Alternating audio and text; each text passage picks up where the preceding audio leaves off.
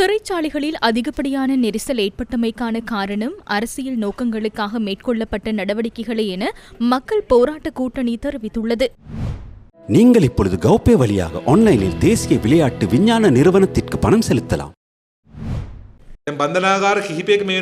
இப்போது பல சிறைச்சாலைகளில் அமைதியின்மை ஏற்பட்டிருக்கின்றது. நாங்கள் தொடர்ச்சியாக எழுப்பிய ஒரு தெளிவான பிரச்சனை இங்கு இருக்கின்றது. யுக்திய நடவடிக்கை என்பது நீதியின் பெயரால் செயற்படுத்தப்பட்ட ஒரு அநீதியான நடவடிக்கையாகும். இது ஆரம்பிக்கப்பட்ட போதே நாங்கள் இதனை கூறினோம். போதைப் பொருள் வியாபாரிகளை கொண்டு அல்லது போதைப் பொருளுக்கு அடிமையானவர்களை கொண்டு சிறைச்சாலைகளை நிரப்புவதனூடாக போதைப் பொருள் பிரச்சினை தீர்ந்துவிடப் போவதில்லை. ஒரு நாள் சிறைச்சாலைகள் வெடித்து சிதறும். அது வெடிக்கும் போது அது ஒரு பாரிய சமூக பிரச்சனையாக மாறும் என்றும் கூறினோம். இப்போது அந்த நாள் வந்துவிட்டது. இது எப்படி இந்த நிலைக்கு வந்தது? இது எவ்வாறு இந்த நிலைமைக்கு வந்தது என்றால், சிறைச்சாலைகளில் சாதாரணமாக தடுத்து வைக்கக்கூடிய சிறை கைதிகளின் அளவு 11,000 மாத்திரமே. ரணில் விக்ரமசிங்கவின் தற்காலிக அரசாங்கம் அதனை 29,000 உயர்த்தியது. அதன் பின்னர் 29,000 என்ற அளவை இவர்கள் 41,000 உயர்த்தினர்.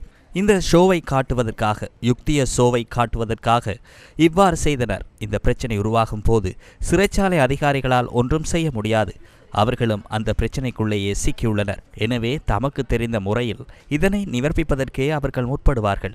இவை எல்லாவற்றையும் மேற்பார்வை செய்து இது பற்றி சிந்திக்கவே அரசாங்கம் இருக்கின்றது.